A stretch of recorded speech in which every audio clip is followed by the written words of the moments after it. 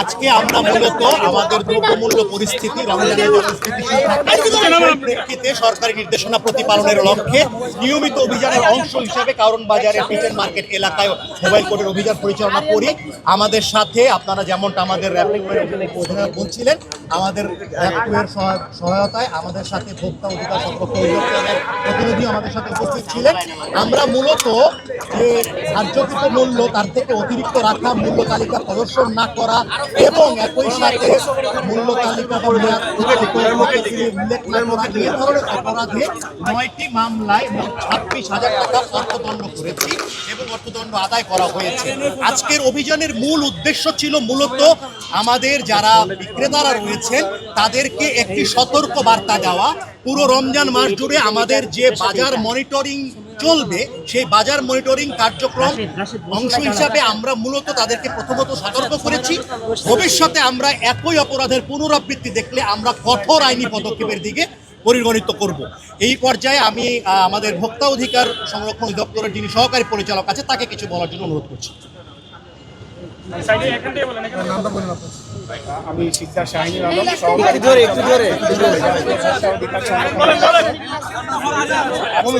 আমাদের নির্বাহী ম্যাজিস্ট্রেটের নেতৃত্বে এবং র্যাবের সহযোগিতায় আমরা কারণ বাজার কিচেন মার্কেটে তদারকি করেছি।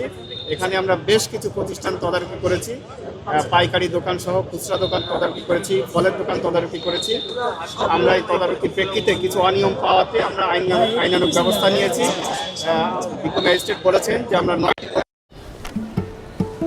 কি বুকে বাংলাদেশ আর হাতে বিদেশি, এই যে হোয়াইট প্লাস প্রো সেনসিটিভ স্কয়ারের ব্যবসায়ীদেরকেও সতর্ক এবং সচেতন করেছি তারা যাতে ভোক্তা অধিকার আইন যথাযথভাবে মেনে ব্যবসা কার্যক্রম পরিচালনা করে। এবং আমরা আমাদের বাজার তদারকি কার্যক্রম পুরো রমজান মাস যাবৎ প্রতিদিন বিভিন্ন বাজারে আমরা আমাদের কার্যক্রম পরিচালিত হবে। তো এই বিষয়ে আপনাদের সকলের সহযোগিতা কামনা করছি।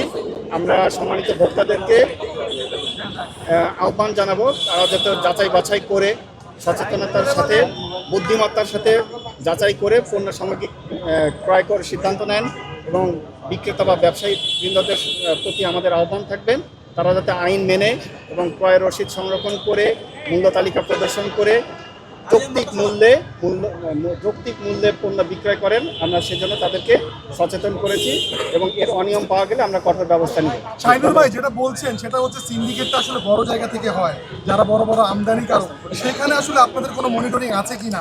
ওনারা তো খুচরা বিক্রেতা, তাই না? যারা আসলে বড় বড় ইম্পোর্টার আছে সেখান থেকে যদি বাড়তি দামে কিনে তারা তো বাড়তি দামে বিক্রি করবে, আর ভেজাল বিক্রির কোনো অভিযান ছিল কিনা? আমি একটু ওইখানে আপনাকে সাপ্লিমেন্ট করি। আমাদের এই অভিযানটা মূলত আসলে সমগ্র পর্যায়ের যারা রয়েছে তাদের উদ্দেশ্যেই করা। এটা খুচরা ব্যবসায়ী থেকে শুরু করে হোলসেল ব্যবসায়ী, পাইকারি ব্যবসায়ী থেকে শুরু করে ইম্পোর্টার পর্যন্ত সমগ্র পর্যায়ে আমরা নিয়মিত অভিযান পরিচালনা করি। আপনারা হয়তো অবগত আছেন যে র্যাব নিয়মিত কিন্তু কিছুদিন আগেও চকবাজারেও কিন্তু মোবাইল কোর্টের অভিযান পরিচালনা করেছে। আরও একটি বিষয় এখানে উল্লেখ্য, আমাদের সাথে কিন্তু ব্যবসায়িক প্রতিনিধিরা এখানে উপস্থিত আছেন। তারা ব্যবসায়িক প্রতিনিধিকে আমাদের সাথে রাখার অর্থ হচ্ছে আমাদের যে মেসেজটা তাদের মাধ্যমে আমরা সকল ব্যবসায়ীদের কাছে পৌঁছাতে চাই যে রমজানে পণ্য বা দ্রব্যমূল্য অস্থিতিশীল করার যদি কেউ প্রচেষ্টা করা হয় তাহলে র্যাবের পক্ষ থেকে কঠোর আইনানুগ ব্যবস্থা নেওয়া হবে।